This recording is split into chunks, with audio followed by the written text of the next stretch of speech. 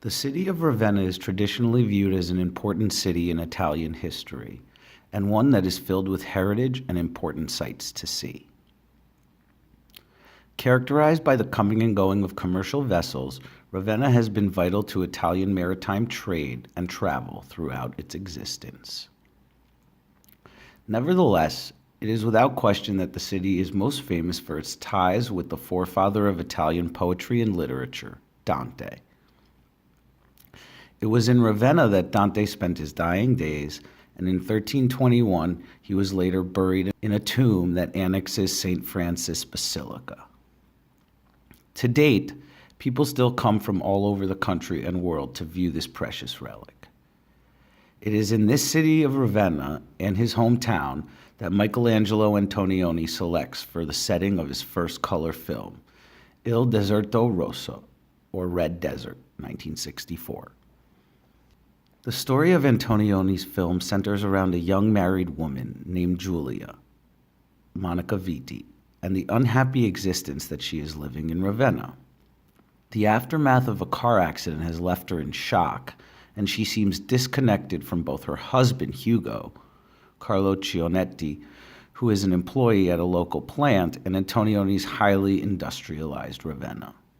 In an effort to escape from the world she knows in Ravenna, Giuliana gets intimately involved with her husband Hugo's good friend, Corrado Zeller, Richard Harris, forming a traditional love triangle.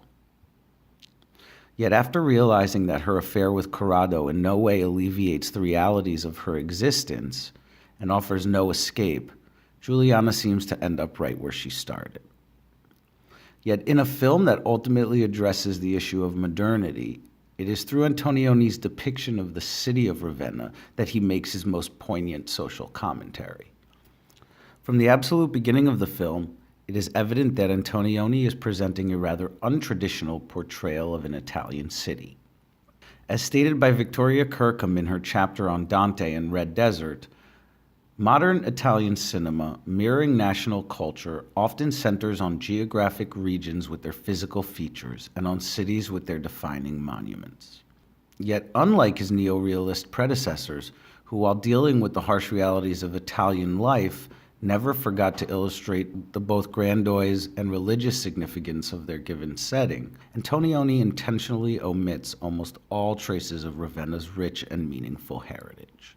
Instead of focusing on the multiple landmarks and tourist sites of Ravenna, he presents an industrial wasteland that is polluted, barren, and intimidating. While his presentation of this wasteland may mimic the techniques used by Fellini and other directors, namely the establishing shot and a camera pan into an establishing shot, the effect of this technique for Antonioni is very different. Commonly, the establishing shots in Red Desert feature an industrialized structure that is hyper-artificial, as its bright red, blue, or yellow colors would suggest, and is intentionally out of focus. The result of this shot selection is an irritated viewer who cannot help but feel intimidated by the brutality and force of industrialized Ravenna. Likewise, Antonioni portrays the city streets in an overtly artificial manner. They are dark and gray paths leading to virtually nowhere and are inhabited by few pedestrians. The city is commonly covered by fog or smog, which increases its mysteriousness, but also hides its true beauty and heritage. Through his portrayal of Ravenna, it is clear that Antonioni is criticizing industrialization and the purpose it serves. While technological advance is intended to make improvements, in Red Desert it has done little other than take away from the beauty and history of Ravenna, pollute and destroy the natural environment, and play a major role in developing Giuliana's trauma. Antonioni furthers this notion through his characters and use of color in the film. While it is clear that living in Ravenna involves a rather brutal and difficult lifestyle, Antonioni takes his criticism one step further by illustrating the effects of this lifestyle on the city's inhabitants. By analyzing two of the main characters in the film, Giuliana and Hugo, one can easily understand that the environment of Ravenna causes a polarity, as Angela Della Valle suggests in her book, Cinema and Painting, How Art is Used in Film. Around the dichotomy between past and present, as Angela Della Valle has suggested, Red Desert develops related polarities: technology versus humanistic tradition, scientific progress versus nature, reality versus fantasy, masculine versus feminine, reason versus intuition. In many ways, the protagonist of the film, Giuliana, represents the humanistic and Italian tradition that is incongruous with the technological development of Ravenna. The intimidating and frightening dimensions of industrialism have fractured her nerves, and she is clearly living a troubled existence in the modern environment of Ravenna. This polarity is visible at several points in the film. To begin with, Giuliana is in the process of opening a store. Amidst all the machinery and noise of Ravenna, Giuliana intends to open a ceramic shop. The shop is simple and rather empty, with a few chairs and a phone, which she fails in using at one point. Not only is the setting of the shop nearly the exact opposite of the setting of the factories and plants, calm, quiet, simple, versus loud, complex, and hectic, but the product Giuliana intends to sell is also one that represents artistic tradition. Ceramics as an art form has been in existence since the beginning of mankind, and is an art that involves handcrafting. In another earlier scene, Giuliana is startled by her son Valerio Bartolecci's toy robot. Valerio has left his toy robot on, and it is making noise in the middle of the night. In this instance, again, Antonioni is making it clear that Giuliana is frightened by the mechanical world. The most interesting example of Giuliana's struggle with industrialism and modernity lies in her car accident, which ultimately was an attempted suicide. Not only does the fact that she is trying to kill herself with a car, a machine object of all things, illustrate her incompatibility with her surrounding environment, but most ironic of all is that Giuliana fails in accomplishing her goals. This simply heightens the disconnection between Giuliana and Ravenna. She is not a functional member of society. Worst of all, Giuliana's husband, Ugo, is unaware of the attempted suicide. If Giuliana represents humanistic tradition, then Ugo clearly represents its counterpart, scientific progress. He is very comfortable in Ravenna and is not troubled in any of the same ways as his wife. Ugo works in a plant, knows how to drive, and even teaches his little son, Valerio, about mechanics.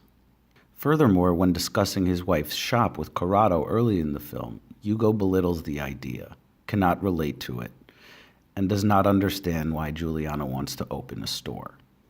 Through these character traits, Antonioni is making it clear a serious polarity exists between the couple.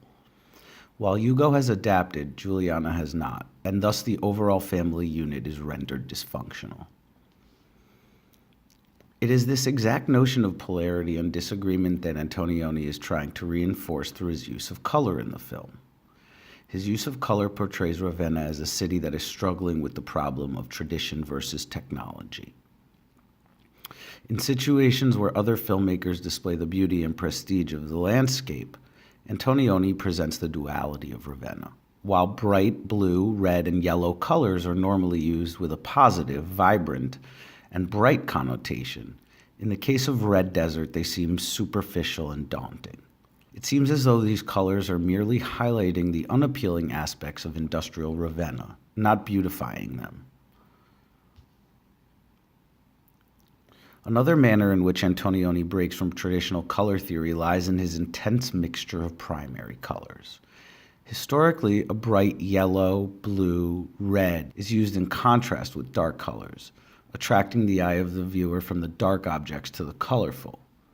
Yet in Red Desert, blue, red, and yellow are commonly seen in the same place. For example, in the opening scene of the film, the factory pipes are intertwined and very brightly colored. Yet again, it seems that Antonioni is using this technique to reinforce the dysfunctionality and abnormality of Ravenna's environment. Like the unusually mixing of these colors suggests, Ravenna is an unusual place. The scene in which the pseudo-orgy takes place also represents the mixed message associated with Ravenna. While most of the shack is red, suggesting passion and sexual desire, in the end no characters actually have sex. Furthermore, we notice that the front of the wooden planks that hold the shack are red, but when Corrado starts to rip them down for firewood, we notice that the back of these same planks are white. The wooden planks and the scene in which the pseudo-orgy occurs are both symbolic of Ravenna and its struggle between tradition and technology. Ultimately, Antonioni's unique portrayal of Ravenna in Red Desert serves as a caveat against the dangers of technological advance. Red Desert shows that both industrialism and advance are very delicate matters, and if we are not careful, serious polarity and dysfunction will arise amongst mankind. While Antonioni's 1964 Ravenna is a rather ugly and irritating city, this does not necessarily mean that he despises his hometown and its technological advancement. Rather, the contrary. Antonioni simply is attempting to better direct and guide its advancement, but in a more meaningful manner. He is simply reminding us that it is also important to look back in time and honor the traditions of great Italians like Dante and Boccaccio when looking forward towards the future.